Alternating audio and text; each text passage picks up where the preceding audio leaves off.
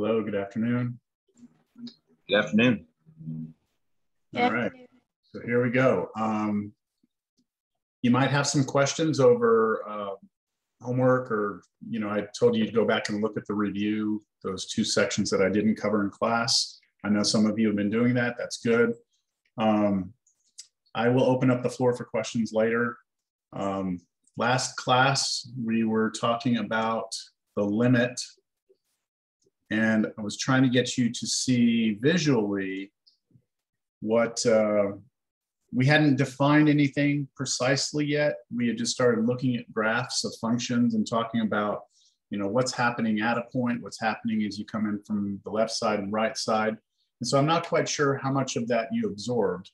So what I'm going to start class with is I'm right now just hit send. I just sent everybody a quiz, and I'm going to put you in breakout rooms. You're going to be in groups of 2 to 3 people. And what I want you to do is talk through that quiz. I'm also going to send the quiz in a chat. Where's my chat? There's my chat. In the chat, I'm going to send the quiz to everybody right now also. Let me get to it.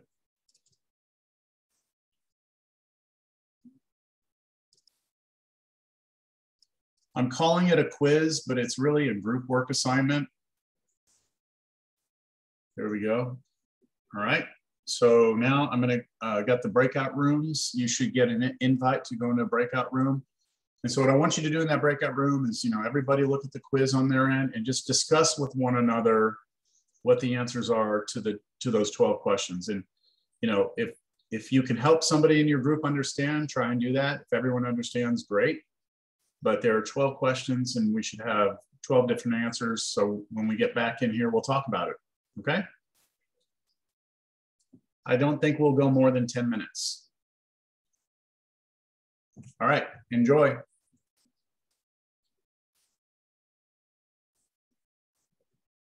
Any questions? Oh, sorry, I didn't open the room. Sorry. I hit create, but I didn't hit open. Sorry. Aha. There we go.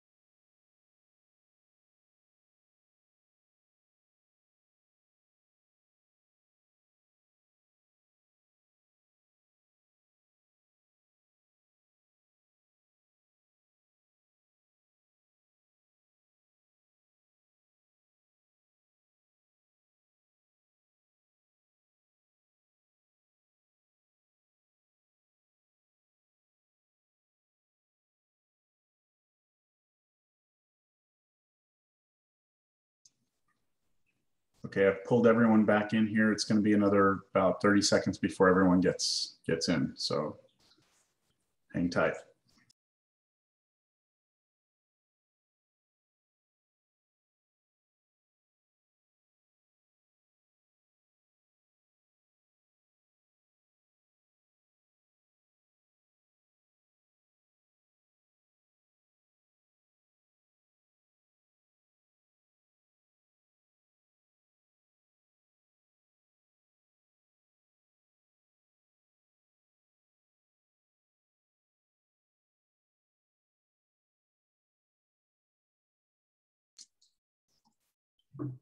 Okay, I think everybody is here.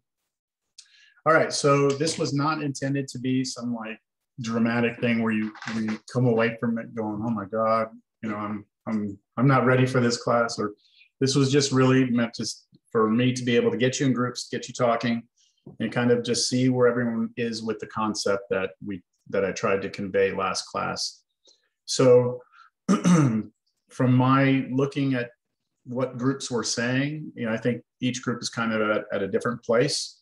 So what I'm going to do is ask a group to volunteer their answer, any group to volunteer their answers for 1, 2, and 3. We can answer.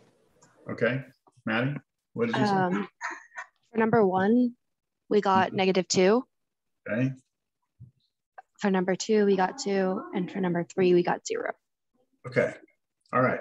So I said this is a quiz. This is going to be a participation quiz. So you're not going to be turning this in. All right. So that's good. Everyone gets a free 100 on their quiz grade for their first quiz. Now, is this correct? So there are 3 fundamental ideas here that we're looking at. The first idea is, you know, what is the function at 3? That's an algebra question. It just wants you to go look at the x value 3 and then look up and down and see, do you see the function somewhere? So I'm going to go to 3. I look up, I don't see anything. I see open holes there, so there's no function. But if I go down, I see, I do have a value here, a point. That's the point 3, -2. And so the value of the function at this point is -2. So that is correct. Okay, that's algebra. The calculus questions are number 2 and 3. So what we want to do here is we're asking ourselves, what is the function approaching? And so we're talking about the y values, okay? Y value. What is the y value of the graph doing when your x value gets closer and closer to 3 from the left side? So if I plugged in a value to the left of 3, let's say I plugged in 1.5, 1.5, I would go up here, I would have some y value that corresponds to that, whatever it is. Now, 1.5 is not very close to 3, right? We want to get closer and closer. So imagine picking points that are getting closer and closer to 3, closer and closer to 3. The question is, what are these y values doing? So I always imagine that it's just like a person walking on the graph, coming in from the left. That person's going to go up a little bit and then start to come back down. And as the x value gets closer and closer to 3 from the left, the height of the person is getting closer and closer to what? 2. So 2, because even though there's an open hole here, if you were to continue to get closer and closer and closer and closer to 3 on your x, your y value keeps on coming down closer and closer to that open hole. That open hole is happening, that's 2 units high. So you're getting closer and closer to 2. I'm not saying you're ever going to get to 2, okay? I'm not saying that your y value will ever be 2. I'm just saying that you are approaching 2. Does that make sense, everyone? This is the fundamental idea of this thing that we're going to call the limit, is that one thing is getting close to something, like here the x is getting close to 3, and the question is, what is the y getting close to? So this idea of close and near, we talked about that last time, right? Are we close? Are we close to the sun? It's subjective, but for us, we can say it's getting close to 2 from the left. Now, if we come in from the right side and do the same thing, now we're walking along this graph, but we're walking from the right to the left, like this. And we're trying to let our x values get closer and closer to 3. And you can see that our height, right? The height of the person walking along the function is getting closer and closer to 0, to the x-axis. And so this would be 0. So that is correct. Everyone get that? Any questions? Paul, does this make more sense? Yes? Okay. All right. So let's come back. Yeah, let's look at the next one.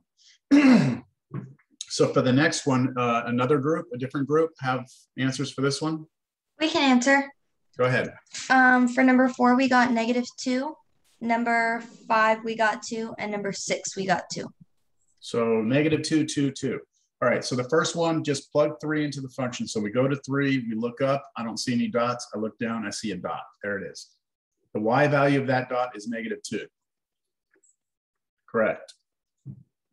As we come in from the left, right, we're walking along here from the left-hand side, we're walking along.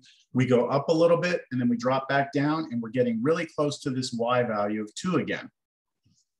So it's 2 from the left. From the right, it's different from the problem before, right? On the problem before, we went up and came back down, we were getting close to 0, but here we're actually getting closer and closer to 2 again, right? Closer and closer. Correct. Any questions on that? Yes, sir. Quick question. Just for test purposes, I just want to make sure I wasn't tripping, but I put -1.9 because I wasn't sure that you intended that to be like that. Oh, it was a little off. Yeah, it was a little I thought off about that too. Yeah, but... sorry. What I can do instead is I'll just make the dot big like that. Okay, there we go. Yeah, so that's supposed to be -2. Sorry. I'll try and be more precise on a test. Okay, let's move on to the next one. So a different group. I'll do it. Okay, go ahead. What'd you get? For number 7, we put it as undefined. Undefined. For number 8, we put it as 2, and for number 9, we put it as 2. Okay, all right. So first part, you plug in 3 into the function, you figure out what the value is. So if we go to 3, right, for x, and we look up and down, we don't see any dots, like we don't see any function, right? There's no solid dots anywhere. So because of that, we will say it is undefined. Now, I did hear in one group, I think it was the same group, talking about undefined versus saying that I thought I heard someone say doesn't exist or something like that. Oh yeah, we clarified it though, we got it. Yeah, so normally when you're talking about the value of a function at a point, at a single point, we use undefined. Does not exist, we will use, but it's used for something else. So undefined is good there. If we come in from the left, you know, we go up a little bit, come back down, we're getting closer and closer to 2. We come in from the right, again, we're getting closer and closer to 2. So this is correct. It would be incorrect to say, for number 8, it would be incorrect to say 1.999 or 1.9 or 1.9999. It's approaching 2, okay? It's approaching 2. Okay, last one. Any group get that, or anyone want to come forward with an answer for this one? I can do it. Go ahead. Number 10 is 2 and 11 is 2 as well as 12. 2, 2, and 2 for everything? Yes. Okay, so let's see. If you plug in 3, right? If you plug that in, you go look up and down for a point and you can see, even though I didn't put a big thick point there, I didn't put an open circle either, which means that it's implied that there is an actual point there. And it looks like the y value of that point is 2. As we come in from the left, same story, we're approaching 2. As we come in from the right, we're approaching 2 also. So 2, 2, 2. All right, so I hope that that helps clarify if you were a little confused at the beginning of this, what to do. I hope that this clarifies it for you. And at this point, I think we're going to get back to the notes. have a quick question, sir. Yes. So on that last one, it was approaching 2 on both sides. That's from the y point of view, right? It's always the y. Yes. We're always looking at what we're saying as the x approaches 3, what is the function doing, right? When I say the function, I mean, what is the y coordinate on that function getting close to? All right, so I wanted us to look at this graph.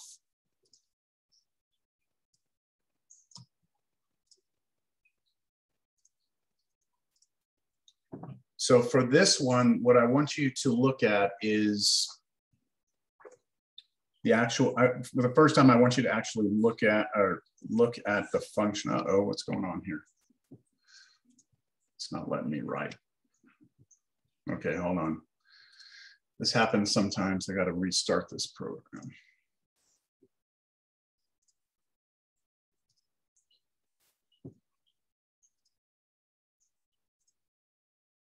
See if that fixes it.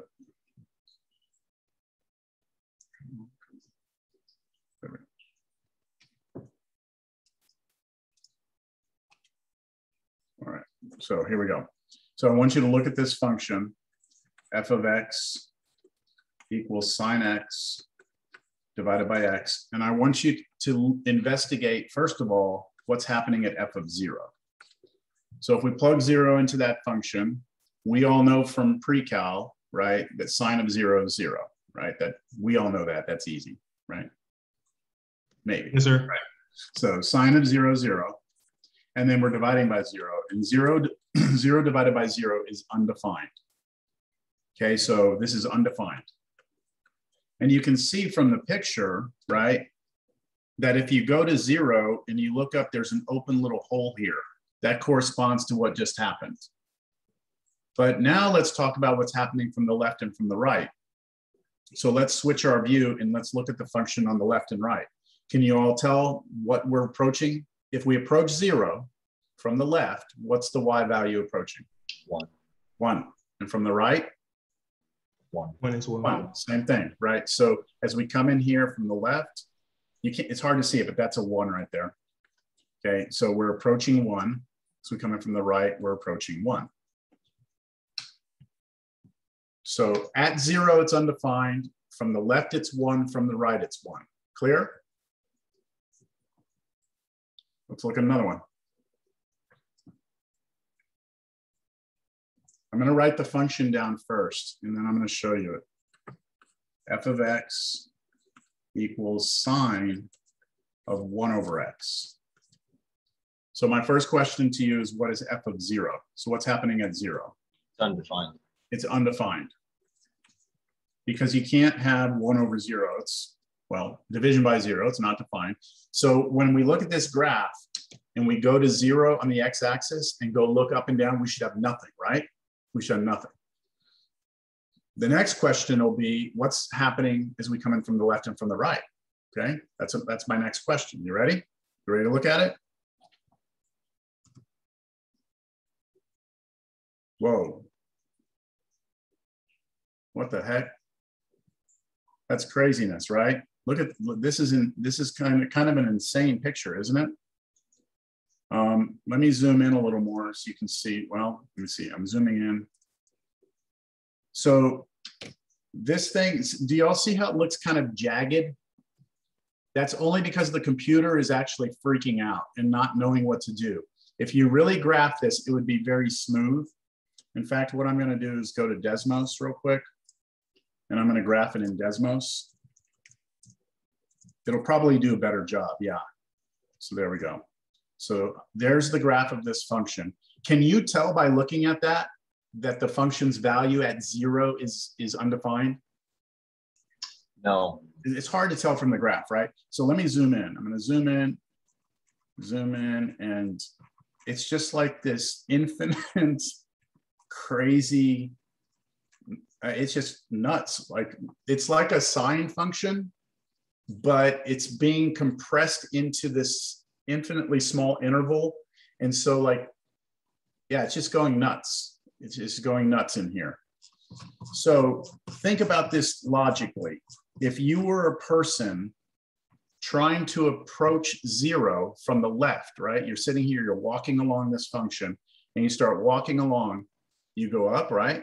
And then you're going to come down, and then you go up, and then you go down, and then you go up and down. And the closer you get to zero, the more you go up and down, right? Can you tell me that you're approaching something? No. No, because you keep on oscillating, right? Like infinitely many oscillations. And from the right-hand side, it's the same thing. You oscillate infinitely many times. So this is the first problem I've actually shown you, where when we come in from the left and from the right, we actually don't have numbers we're headed towards. Every other problem I've shown you, if you come in from the left and right, we're headed towards a number, right?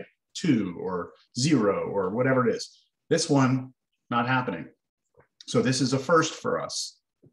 So how do we write an answer, right? How do we say what's happening, right? So this is where the idea of does not exist comes from. So undefined means at the point the function is not defined.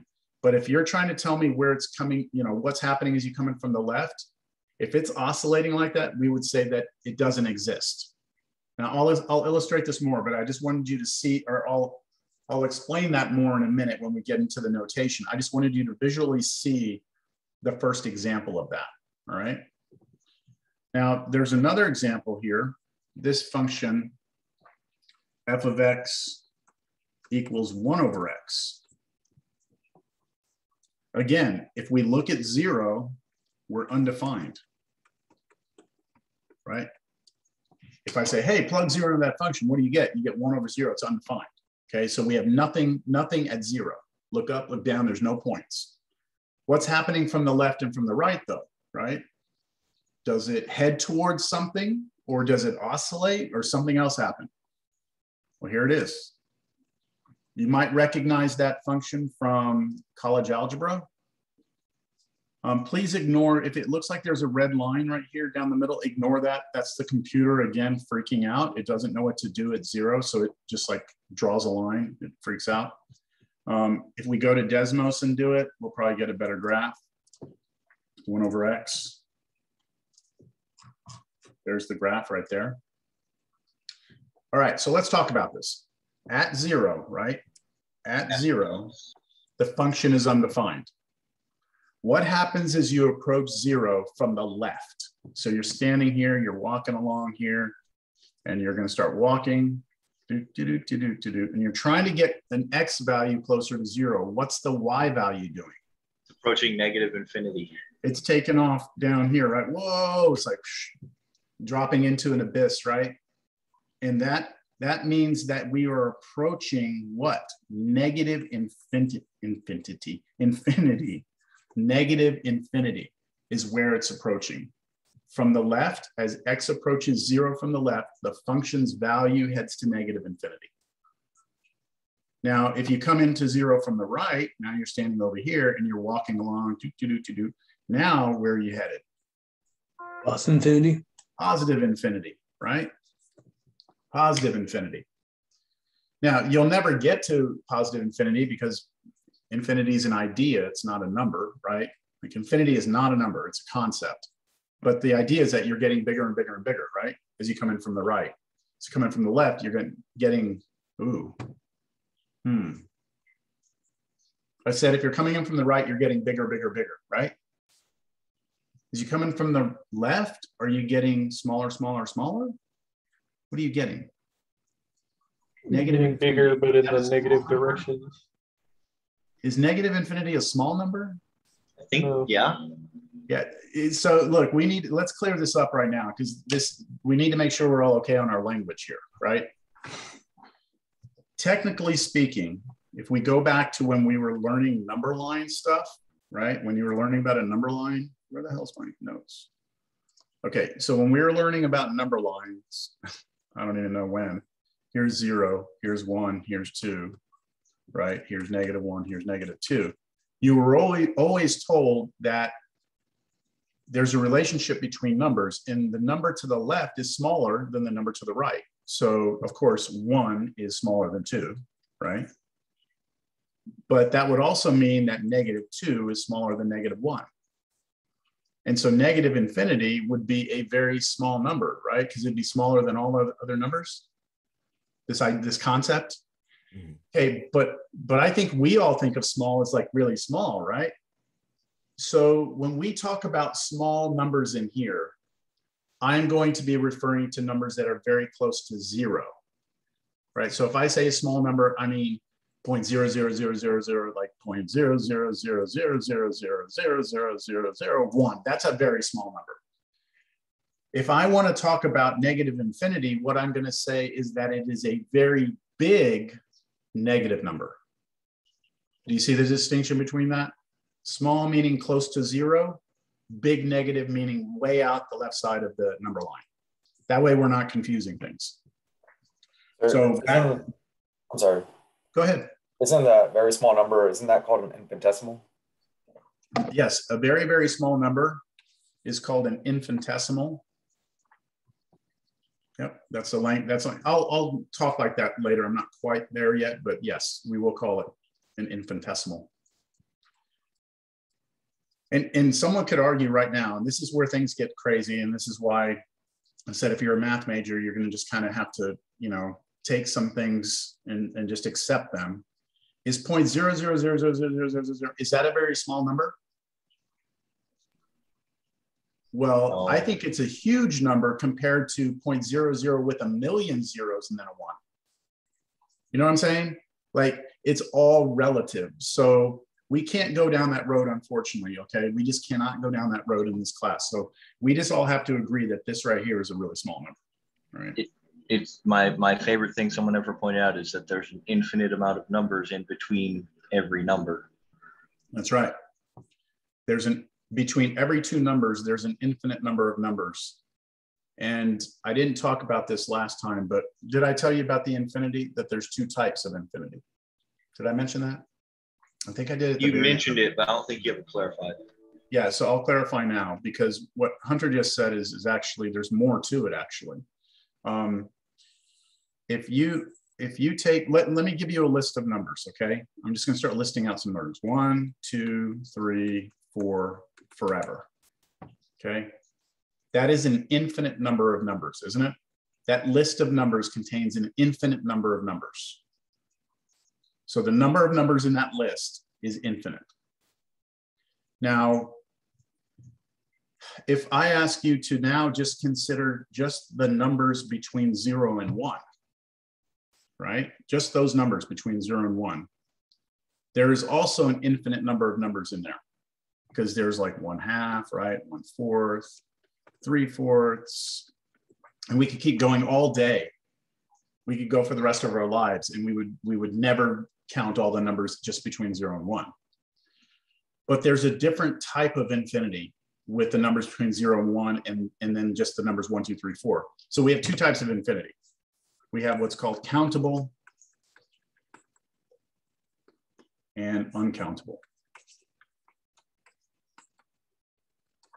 All right, there's 2 types of infinity. And the best analogy that I can give you right now is this.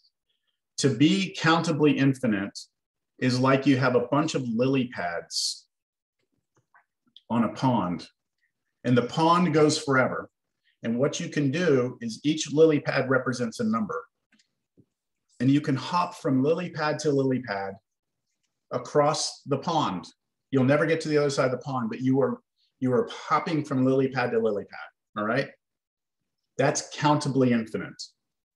Uncountable is the idea that it's an infinity where if you try to do this lily pad idea, then what would happen is if you jumped from one to the other, you would realize that you missed an infinite number of lily pads. And not just an infinite number, but an uncountably infinite number of lily pads. So you couldn't even go back and try and cover them, because every time you go back to try and cover one, you missed another infinite number of them. All right, so that's really weird concept. I have an even better analogy. Okay, this is my favorite one. And you feel free to use this. You know, if you ever find yourself on away from the city, out on a beach or out, at the lake or something, If you're ever sitting there with your significant other, maybe you just started dating someone, you're trying to impress them, you know, this might work. So you look up at the sky, right, at night, and what do you see up there? If you're away from the city? Stars. Stars, right? Stars everywhere, right? Stars. And if you're really far away from the city, you might even make out the Milky Way, right? So you look there, and so here's that night sky you're looking at, right? And you got all these little stars everywhere. Okay. So the idea of countably infinite is the idea that you could sit there and start counting the stars, okay? And you sit there and you're counting them. So you can start moving your way across the sky, trying to count all the stars, right? Now, the uncountable idea is that there's other stuff out there like the darkness. The darkness, you can't count, right? But it's there, it's everywhere, but nowhere at the same time. And that's kind of the concept of countable infinity versus uncountable. The stars are countable. The darkness is uncountable, but there. I don't know if that makes any sense at all, but that's the best I'm gonna be able to do. We're off topic, so. All right, what were we talking about? I forgot. Notes. Okay, here we go. So look at this function here, 1 over x squared. If you plug 0 in, you get 1 over 0, it's undefined. From the left, where are we headed? Infinity. Infinity. From the right? Again. Infinity again, right? Positive infinity. Right, so it's like a volcano, like this infinite volcano that has nothing in the middle. All right, so now we start to get to the notation, okay? So it's kind of a pain in the butt for me to sit here, and every time I want you to actually do what I'm asking you to do, like come in from the left, come in from the right, like it's kind of a pain in the butt to write it down in words, right? To keep on writing this down. So we have to have a notation that's gonna make it easier for me to just ask that same question very quickly. So now here comes the notation. All right, the general idea of this thing called the limit of a function. All right, here's the general idea. We need to, basically, when we need to find the limit of a function at a point x equals a, so I've been doing like x equals 0 or x equals 2, that's the thing we're coming into.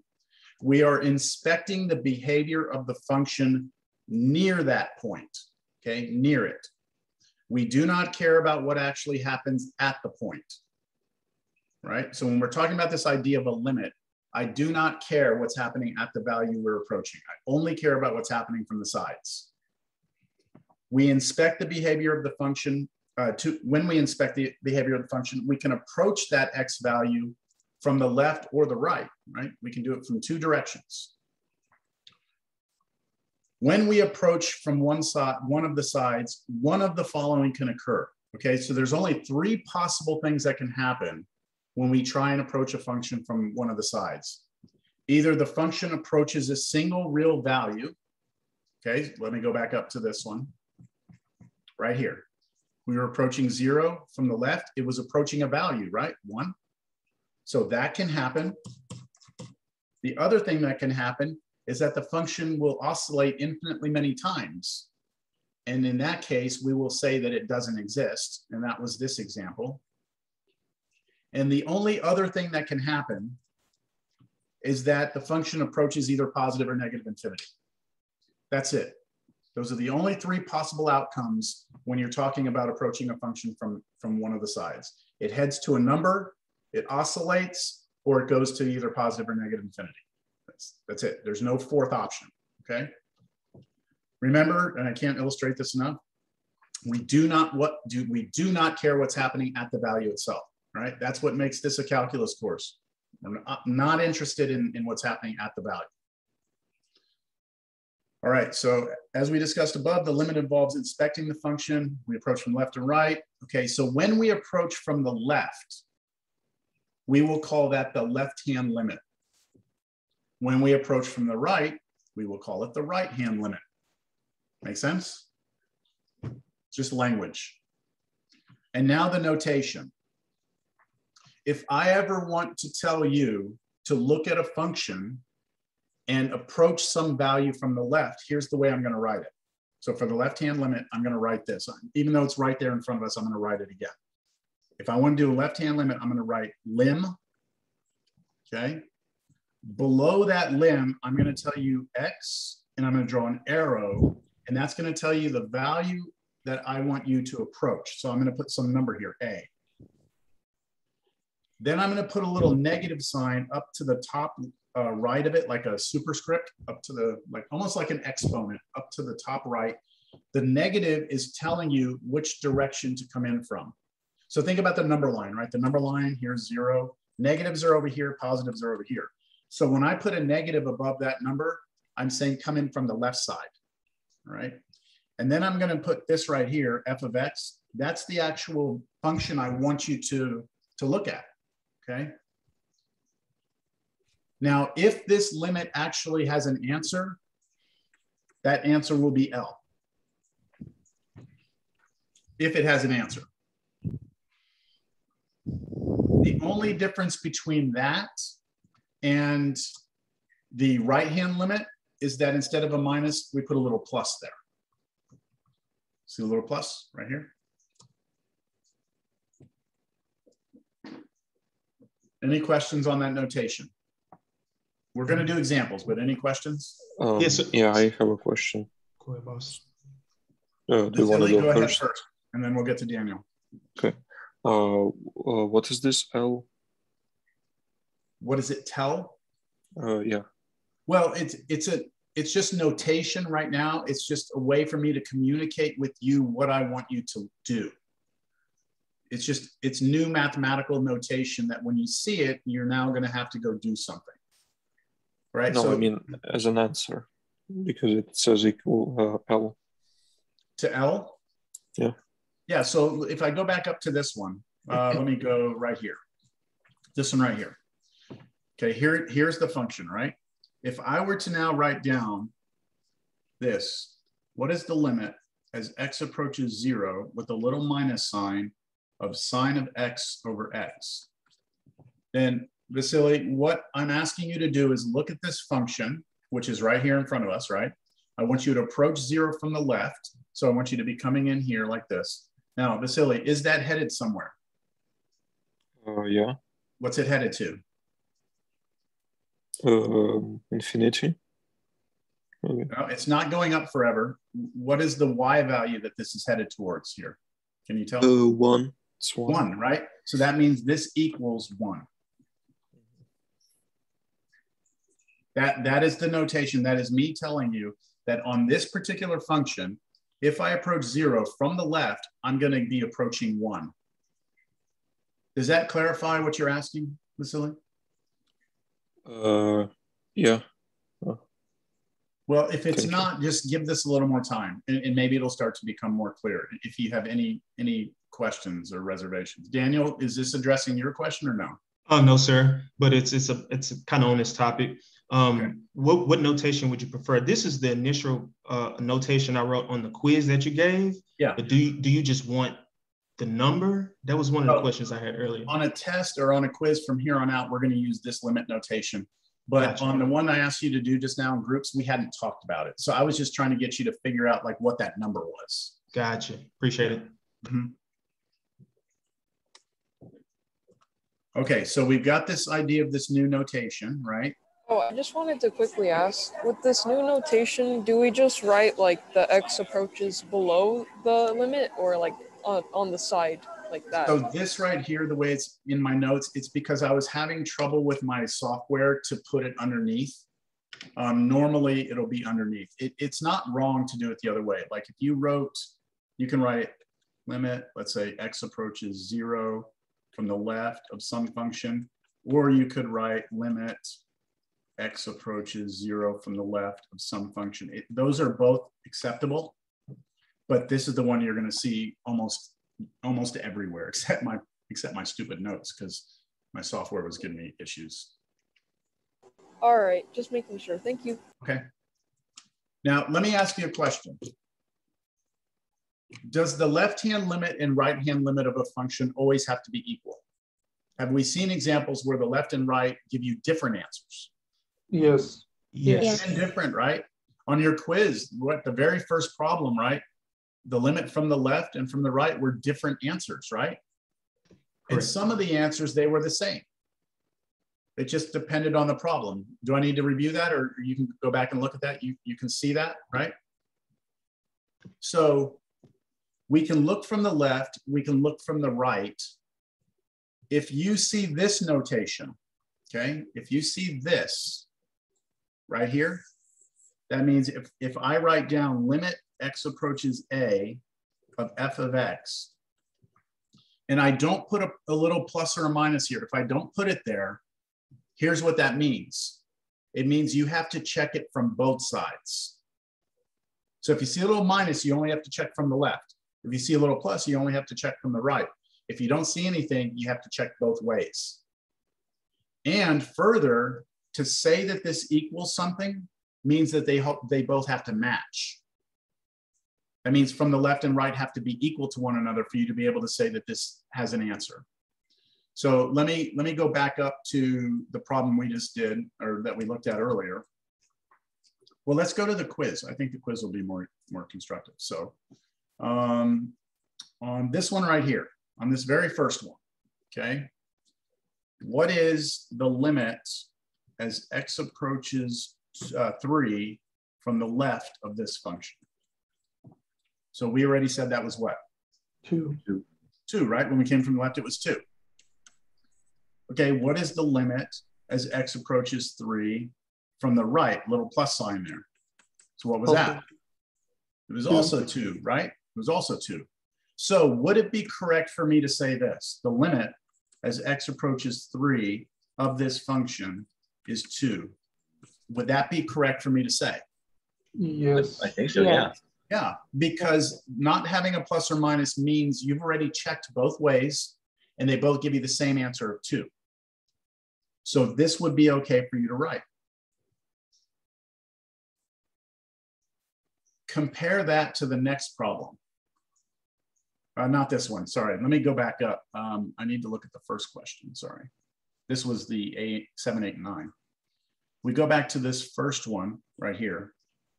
The limit as x approached 3 from the left of this function was 2, right?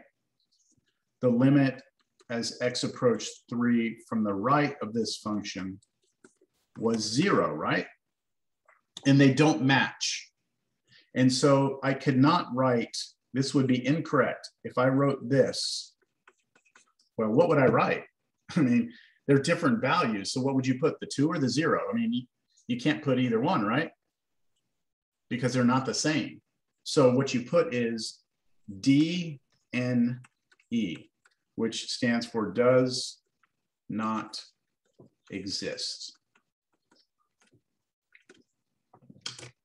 The limit from the left exists. It's 2. The limit from the right exists. It's 0. But the limit does not, because it's different from the left and right. So by not having a plus or minus there, that's kind of a stronger condition because you need both sides to go to the same place. Any questions or clarification on that?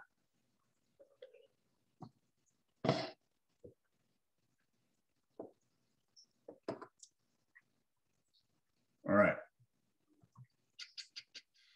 This is all the stuff. Okay. Blah, blah, blah.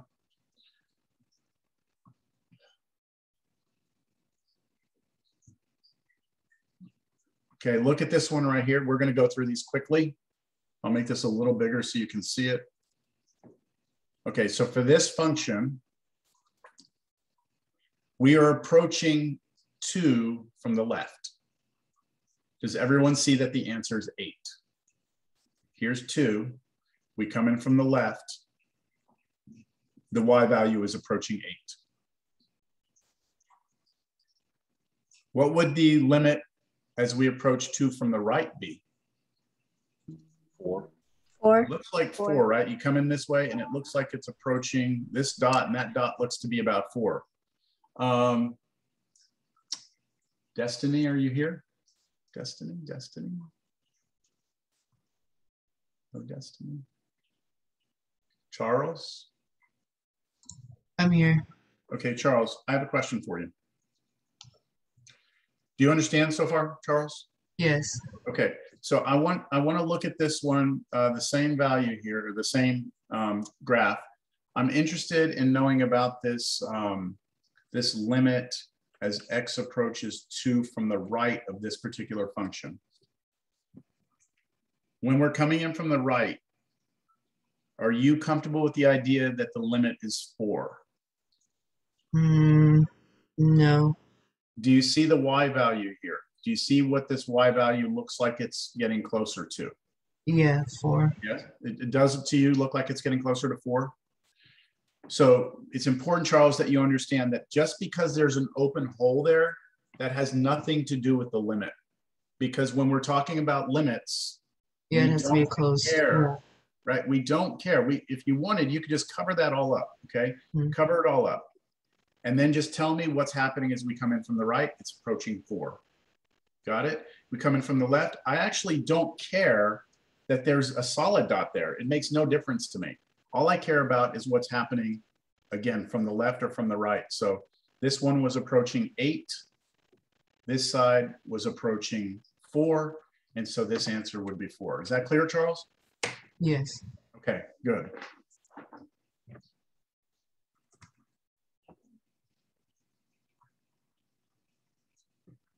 How about this one, everyone? We're approaching 2, right? Approaching 2. Let's approach it from the left. Where are we headed? 8. 8. From the right? 8. 8. And that's all we care about.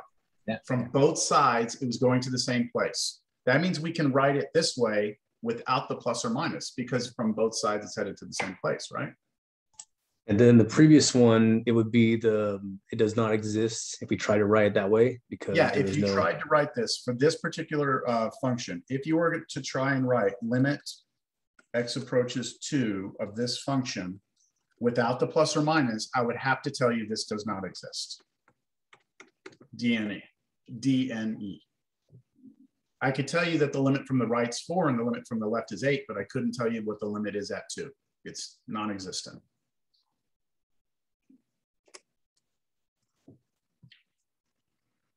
Okay, blah, blah, blah, blah, blah, blah. I think we're good. I think we're okay.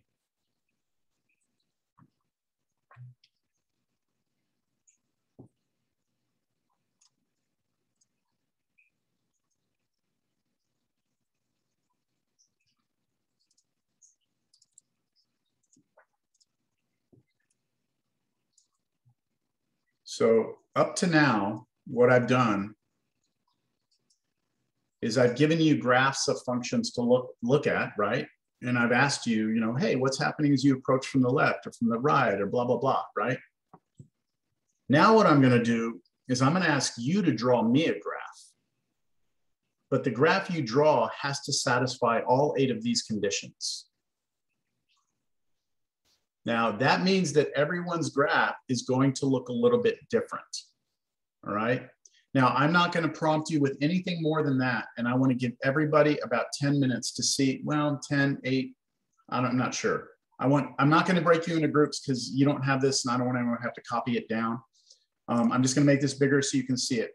The thing is, you're supposed to draw me a graph, okay? Sketch me a graph where the limit as you approach -2 of the function better be 3. F of -2 needs to be 0. This left limit has to go to -1, the right limit. Does that make sense? All these little conditions, see what you can do, all right? I'm gonna see how you handle that. And then afterward, I will do it and you can see how close you were, all right? Enjoy.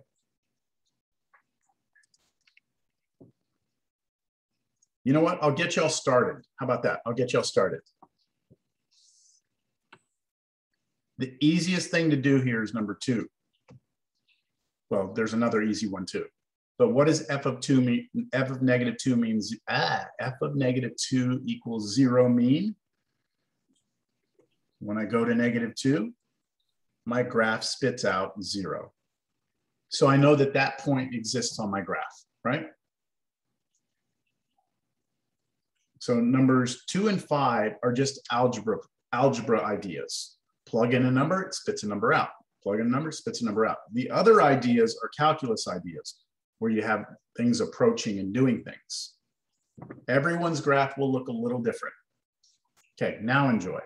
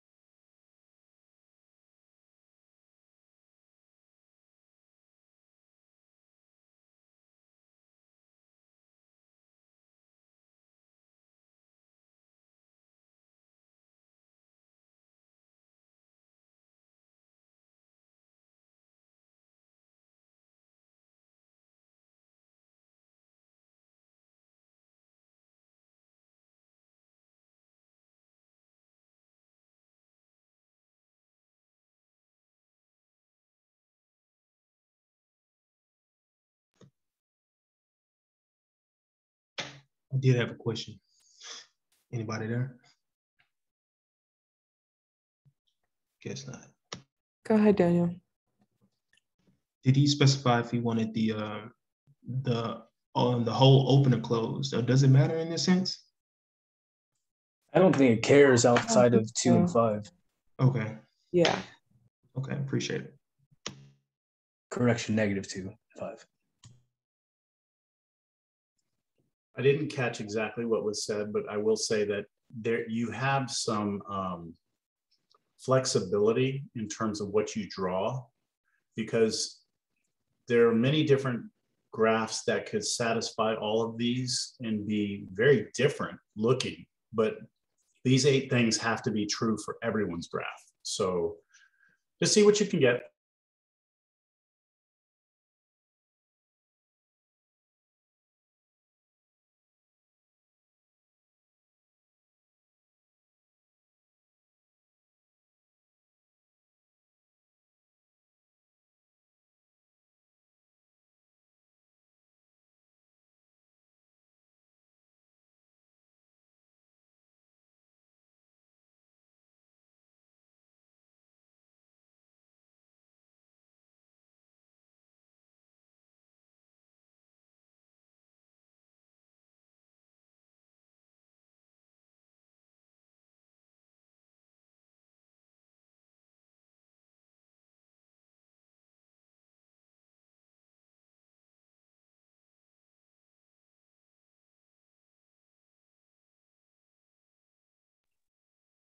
For exception number 1, is that -2? Is x approaching -2, or is that just supposed to be a regular 2?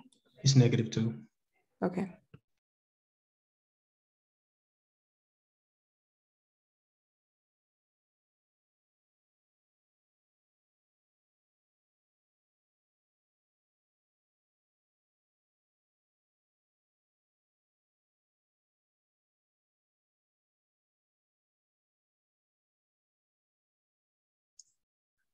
So what I'm going to start doing is I'm going to start drawing mine without talking or anything. I'm just going to draw it and then we'll talk about it.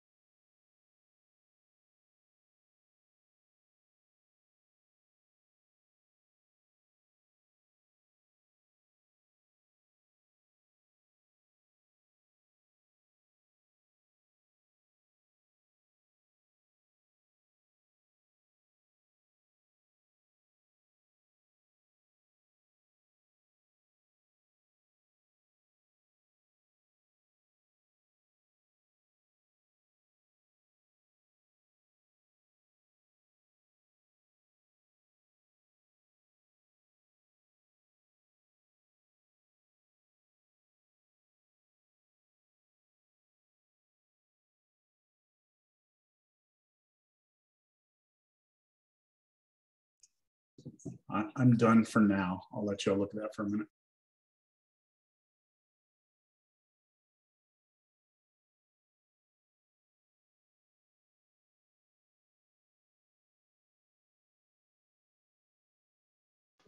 Professor Di Giovanni, I got a quick question about your number one, though. Oh, you know what? I think I put it too high. Yes, sir. I was counting by twos in my mind. Yeah, thank you. Sorry about that.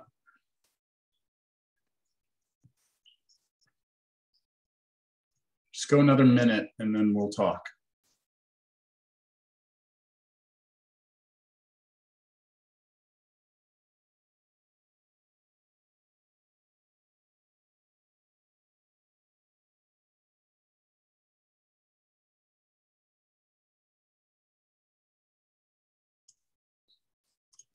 All right, let's get down to business.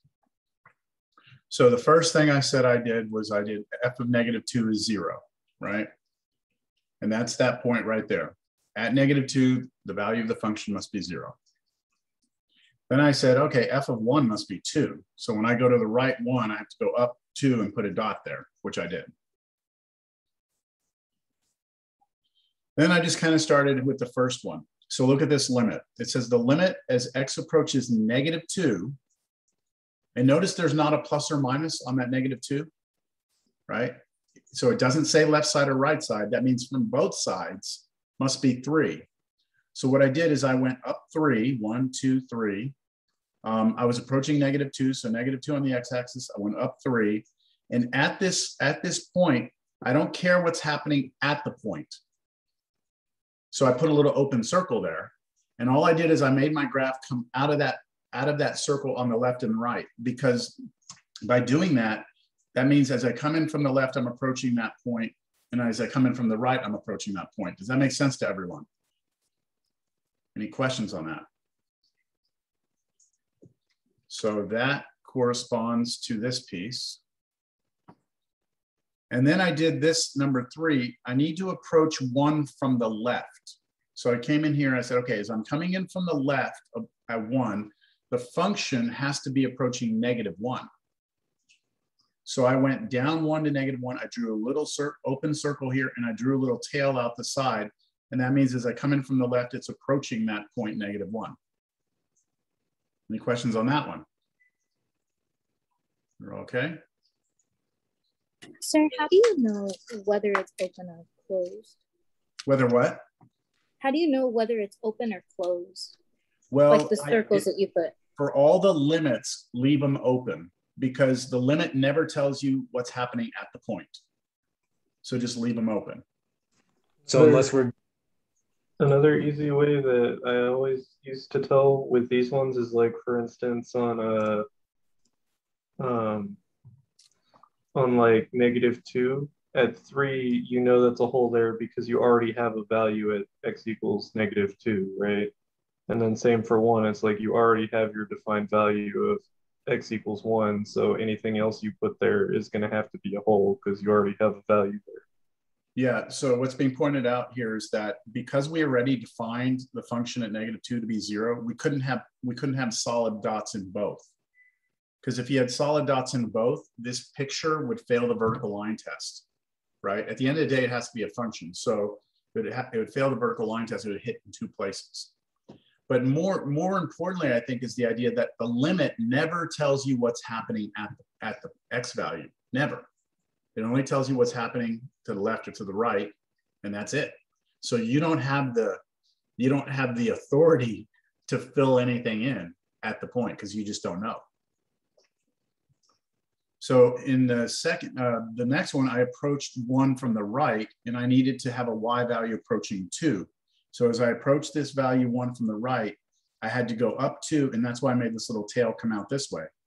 That way, as you can see, as I walk in from the right to an x value of 1, my y value is approaching 2. Now it's solid. Why is it a solid dot? Well, it's a solid dot because number 5 says at 1, you're 2, right? So that's why it's solid there. Now, this is where things get a little tricky because down here on 6, we need to approach 4 from the left, and it's saying that my function is approaching infinity, right? So here's 4. As I approached from the left, I needed my function to take off to positive infinity. So I drew my function going up with an arrow. I even drew a dotted vertical line, almost like a vertical asymptote, right? So my function is going to take off like that. Don't do this because this is wrong. Okay, that's not what we're saying. That's not approaching 4 from the left anymore. You've gone past 4. It has to be asymptotically headed to infinity. Now on 7, we're approaching 4 from the right, and that needs to be headed to 0. So that's why as I came into 4 from the right, I drew it and I head to 0. I drew an open circle here. Sir, I'm so sorry. So for the last one, it basically means that 4 is just the stopping point, and the line just has to go all the way straight up. Are you saying for number 8? No, for the infinity one. Like I meant like the last one that you did. Yeah, I didn't mean like the last like question. I meant like the last like question that you had done. So that's what it means. Like it when it has like the infinity, it basically just means that you're just coming from the left, and then it just like there's like kind of I guess like a wall there, and it just has to go straight up. Exactly. Okay.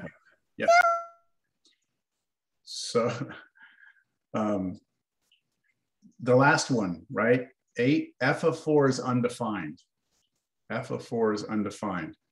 That's important because that means that, you know, we already knew that at this point right here, that open circle, we already knew we couldn't fill it in because it was a limit, right? Number 7 was a limit, so we didn't have the authority to fill that in. But number 8 is telling us we better not fill anything in there, right? We can't fill anything here or up and down anywhere, not allowed. All right, so that's my picture, but I'm not done because this doesn't really look like a function right now. It just looks like a bunch of crap thrown on paper.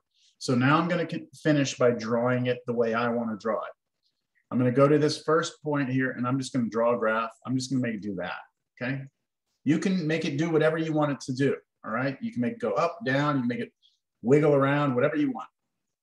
And then between this and this, I'm actually going to connect those together. However I want to connect them, I'm connecting them. And then from here to here, I'm going to connect. I'm just going to do that.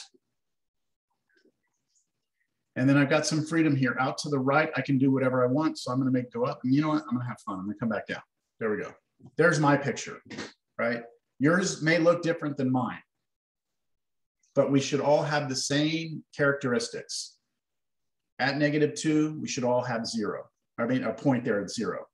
From the left and from the right, we should, approaching -2 from the left and right, we should all be approaching a y value of 3.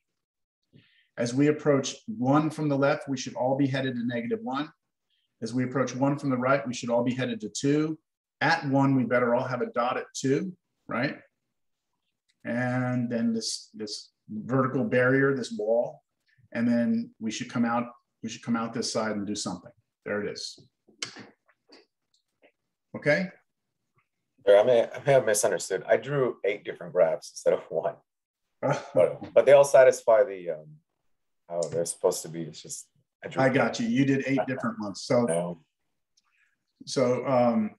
here it says sketch an example of a function, meaning a singular one. So I think doing them one at a time, like if you did one graph for each of these, that might be a lot easier to do because you only have to focus on one thing at a time. But getting a graph that satisfies all of them simultaneously, that's a little different. So run back and try and go through it again. You'll have an opportunity to practice this again in the homework. And a problem like this will absolutely, definitely 100% be on the test. Okay? Sounds good, sir. Yep. All right, we're moving along. So sorry. And then on the test, like since like a problem like this is going to be on the test, you would expect the graph to look like I guess like yours, right? Where they're all on one graph opposed to 8 different graphs. Yeah, they have to all be on one graph because I'm asking you for an example of a function, a being singular here. Oh, okay, that's fine. Mm-hmm. These aren't very fun to grade because I actually have to pay attention to little minute details, like did you accidentally put a dot in the wrong place, you know? Make sure also that after you're done drawing, that you have a function. Like just run the vertical line test real quick. Make sure that no matter what, I never hit the graph more than one place. I'll have students that'll do things where they'll draw a graph and they'll just do weird stuff. They'll have things like overlap and do like that. And then, I don't know, they'll just do weird things where it's not a function anymore. Like they satisfy all the conditions, but they somehow don't have a function because vertical line test. I can't even give an example of how they do that, but yeah, it happens. Okay. Oh, you know what? I can show you real quick. So you know how this piece right here in the middle? Oh, shoot. There. You know how I had to fill this in right here? Students will do something like this where they'll do that, and then they'll just kind of like stop somewhere, and then over here they'll do this, and they'll just kind of like stop, and this doesn't make any sense because you no longer have a function. So just connect them together. Then you do. All right, have fun with that. We are done with 1.3, all right? So we are done with 1.3, and we are ready to move to 1.4. So 1.3 was all about the concept of the limit, right? This idea, this new idea of approaching from these sides. I gave you graphs and asked you to come in from different sides, right? And now we finished with me giving you conditions and you drawing me a graph. 1.4 is still all about limits, but the question becomes, what if we don't have the graph? What if we're just given the function algebraically? Can we still figure out the limit of a function without the graph? And that's what 1.4 is about, all right? So this is me basically saying the same thing. We've only been able to do limits by looking at the graphs. Now we discover ways to calculate limits by analyzing the function itself. This will require significant amounts of algebraic skill and tricks. All right, so we are going to have to draw on all of our algebra to be able to do these limits. Now, before we start doing this, I need to establish with you what are called the limit laws. Okay, now the limit laws are basically the rules that we have to play the game by. And these laws I'm not going to prove to you, all right? So I'm not going to sit here and prove these. And the reason I'm not proving them is because to prove them, I have to address the whole idea of near and close, which we've already kind of waved our hands at. In order to do this precisely, we have to go down that road, which we can't. So we are going to take these laws on faith, and we are just going to realize that we can use them, all right? But we can't go outside of these. Yes, Hunter, question. Question, I mean, I don't want you to go into it, obviously, but with that statement, there is an implication that there is a potentially closer to definitive statement as to what is near or close. Yeah. Okay. Okay, so I'll address it. So Hunter, let's say that I say that a function is approaching 2, okay? And let's make it simple. Let me write it down. Limit, let's say x is approaching 0 of some function, and I'm going to say that it's 2, all right? And then Hunter's going to challenge me. And Hunter's going to say, no, it's not approaching 2 because you're not close enough to 2, right? You're not close enough. So I'll ask Hunter, okay, well, how close do you want me to get? So Hunter will say, I want you to get within like 0.00000. We'll say, I want you this close, 0.00001. What I will do then is I will tell you what x needs to be. So remember the picture, it's like if you move closer, the function's value is getting closer to something. Hunter's telling me I want you to be within a certain little window. Sorry.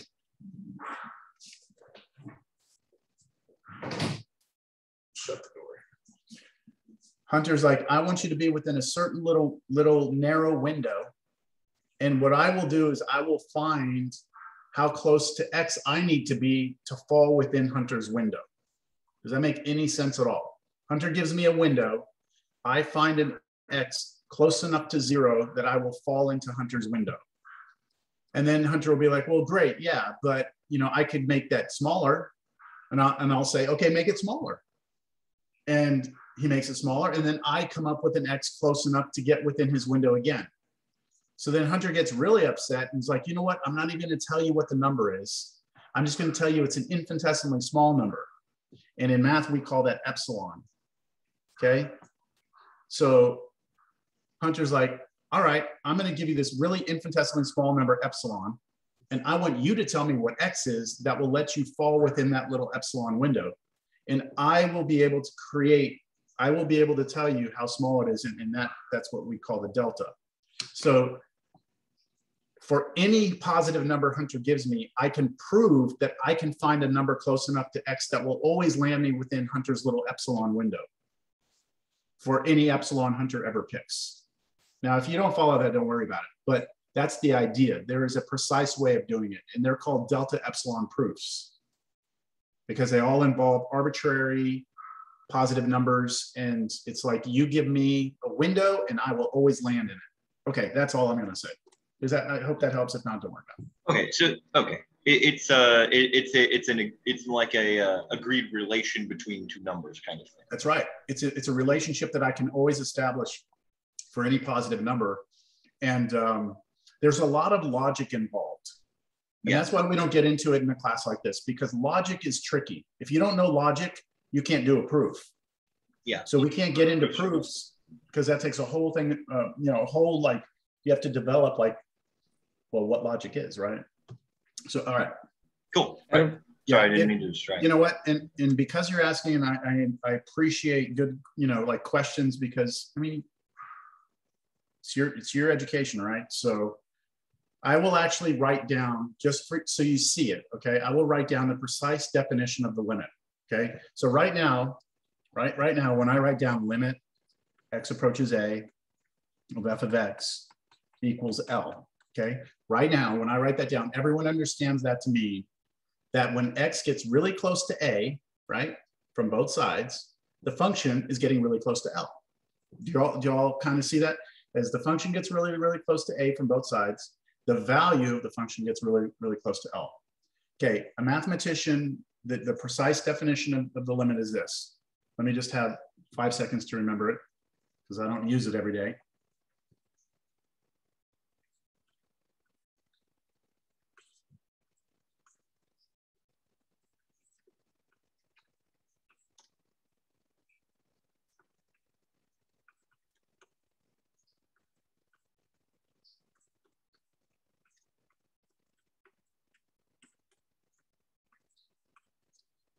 There it is.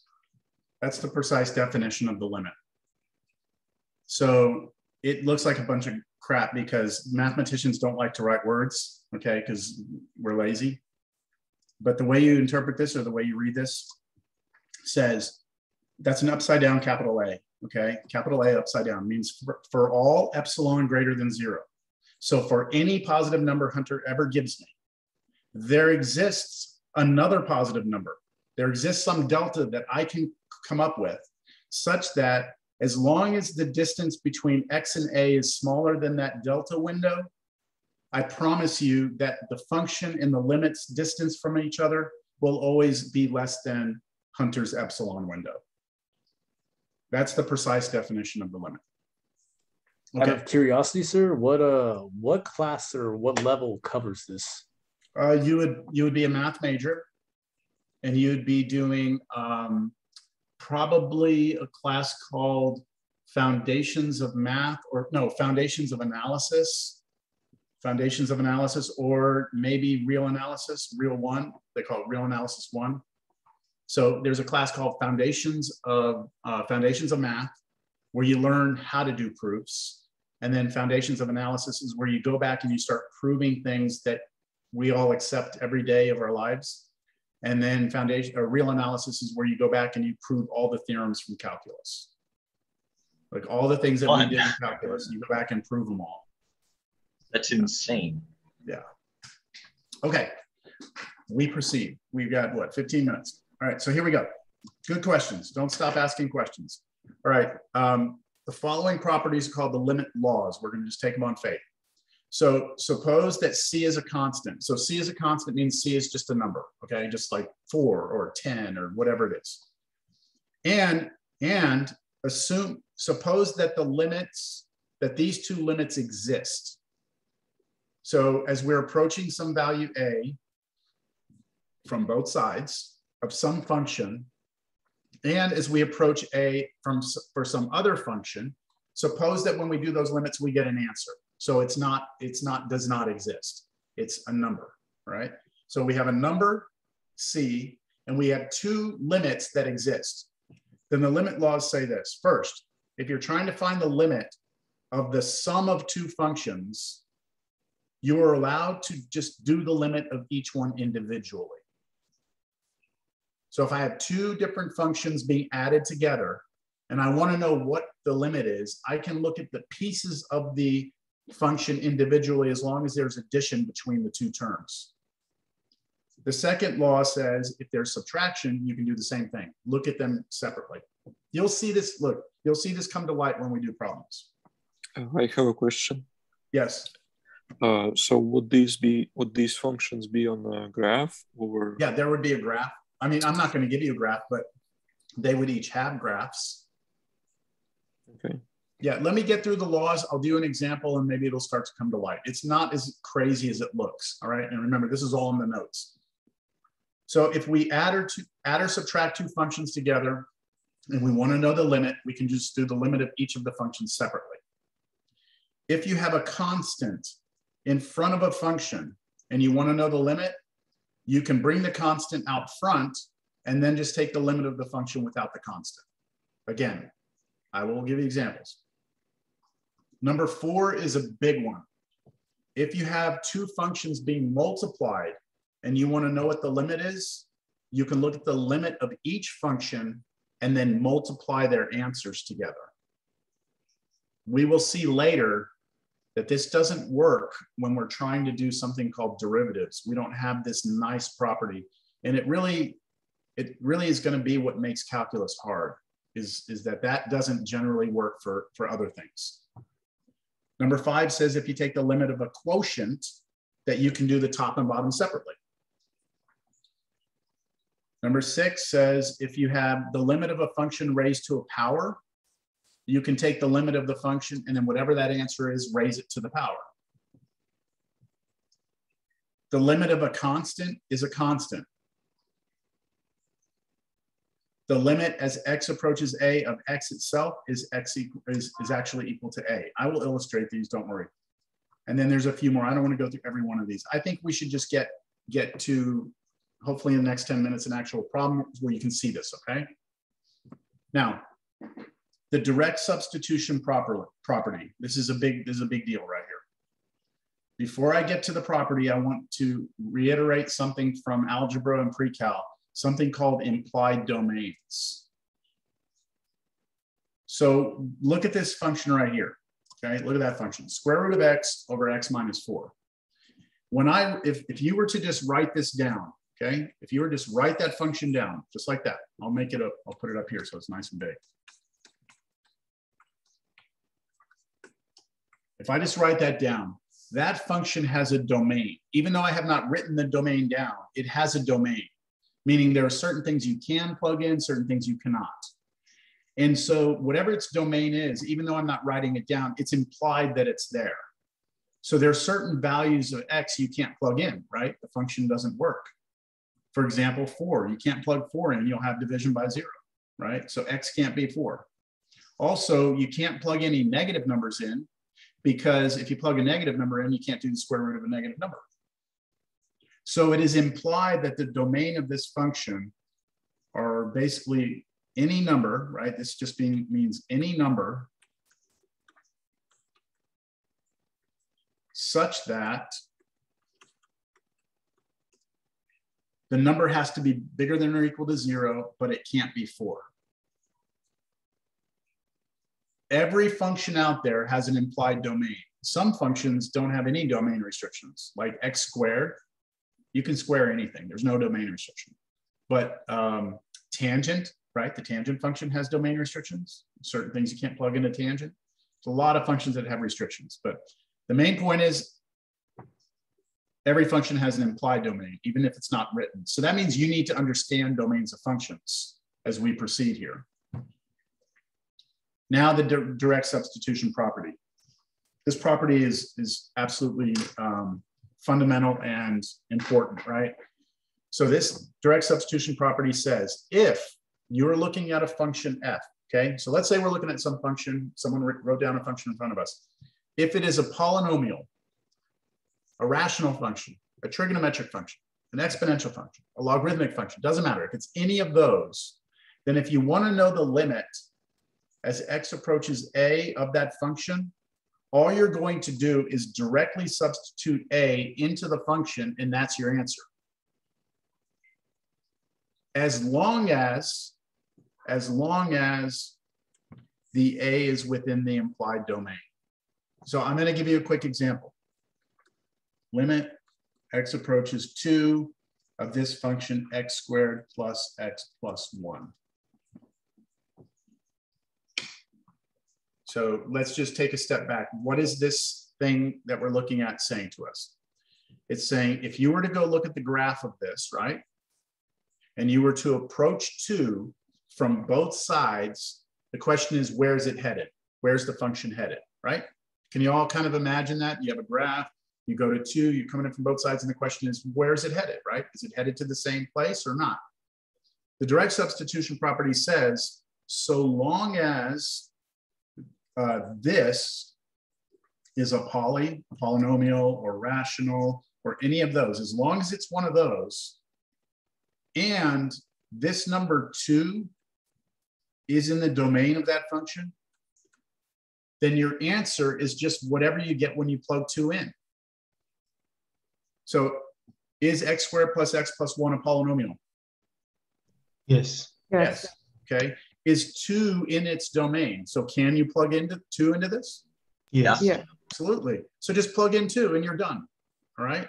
So I'm just going to plug in 2. I get 4 plus 2 plus 1. I get 7, and that's the answer.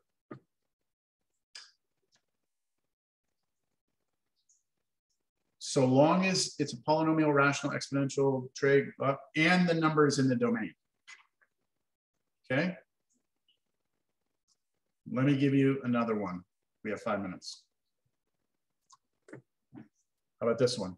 Limit x approaches 2 of x squared minus 4 over x minus 2. No, sir. What do you mean? No what? You cannot plug 2 in this one. I cannot use direct substitution? Negative, No. sir. Why? Well, wait. Yes, you can, because if you break down the x squared minus 4, they'll use your difference of squares. Okay, so hold on. You're getting at something. You're getting it, but let's just look at it from a step back perspective first. Okay. Is this a polynomial, rational function, exponential function, trig function, log function? Is it one of those? Yeah. That's an that's a rational function, right? Okay. Now, is 2 in the domain of this? Can you plug 2 in without any issues? No.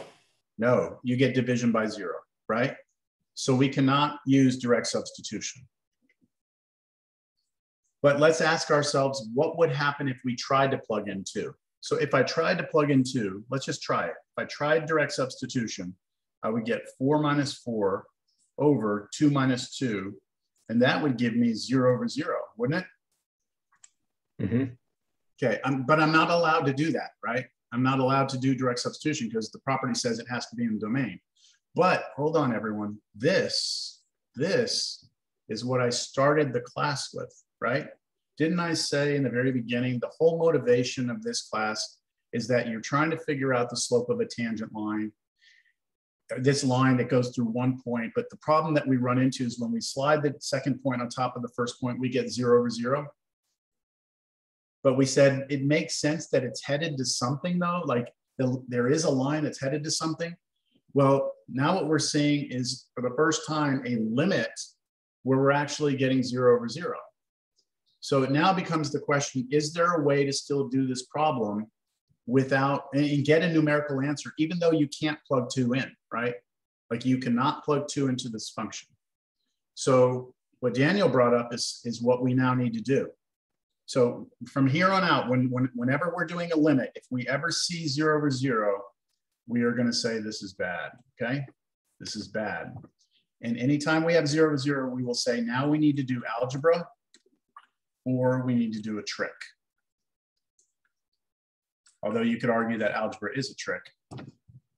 So from here on out, when we're doing limits, if we try direct substitution and we see 0 divided by 0, we're going to say, okay, that's bad. We now need to do something. So what I'm going to do is what Daniel suggested. Daniel, yeah. And that is noticing, Daniel noticed that the numerator is a difference of squares. So Daniel decided to factor that. And then the bottom is this, right? That's going to cause a hole in the graph, right? There is a hole in this graph. Absolutely. Absolutely. But if we do that, we can cancel these factors, right? And now look, the limit as x approaches 2, the only thing that's left is x plus 2, right? And so all I need to do now is to ask myself, is this a polynomial rational function exponential log? It is, right? It's a polynomial. So I can just plug 2 in. And what do I get? 4. Okay, I get 4. So you have to understand this. We are not letting x, we never ever in this problem let x be 2, okay? Because this is undefined at 2. But what we've said is that if you let x get really, really close to 2 and do some algebra, then this gets really, really close to 4. So I'm going to go graph this right now. I'm going to go graph this function. Here I go. It's x squared, oops, minus 4 over x minus 2. There's the graph. And what were we approaching? We were approaching what? 2, right? 2, yes, sir. Okay, can you see here in this graph? It looks like there's a point. There's not, though. Okay, the computer is deceiving us. If you try and plug 2 in here, it's undefined. Look, right there, it's undefined. Do you see that? That's the hole that's in the graph. But can you also see that if we do the limit, we know there's a hole here. But do you see that from the left and from the right, we're approaching 4? Okay, we got that without a picture. We got that it was 4 without even looking at the graph. But it required a little bit of algebra. All right, so we are just getting our toes into 1.4. Like now what we're going to start doing is a bunch of limit problems, and we're going to start to see that all this algebra is going to start to come out, and we're going to need a lot of algebra. All we needed for this problem was a difference of squares formula, which is not complicated algebra, right? X squared minus 4 is x plus 2 times x minus, that's not complicated, but we're going to see, we're going to need to be able to do like, oh man, just so much stuff you'll see. But for homework for the weekend, what you should do to keep up with everything is get through 1.3, okay? So get through the homework for 1.3. Can you see that when we get to 1.4, do you see how long that homework assignment is? Yeah. So that's a lot of homework. Yeah, 1.3 is really about just making sure we understand the idea geometrically. 1.4 is where things start to become very mechanical and the algebra becomes important, and there's just a ton of work that you have to do to get good. So, all right. That's it. Do you recommend we start 1.4 or we not have? It sounds like some of you have some background with this that have seen some of this before. I would say if you've seen it, you can try, but I think you might get frustrated because what you need to see, when I said algebra or trick, right? When I said, whenever we see 0 over 0, we need to be thinking algebra or trick. A lot of times you need to like see someone do it once. And then you go, oh, okay, now I know I can do that. And anytime I see that again, I might be thinking I can do that. If you just kind of like do it on your own, you may never like make those leaps across the bridge, you know, across the river. But you can try. Just don't waste your weekend. You know, don't waste 8 hours on one problem. It might be more constructive if you wait for me to show you. On the other side of that, though, is I can show you 1,000 problems and then give you another one that you haven't seen. You know, so I mean, the only way to get good is practice. You just have to get confident with the algebra. All right. Well, thank you, sir. Enjoy. Have a good weekend. You Hang too. out for a few more minutes. All right, thanks, you too. You too. Thank you. Thank you, sir. I have a question.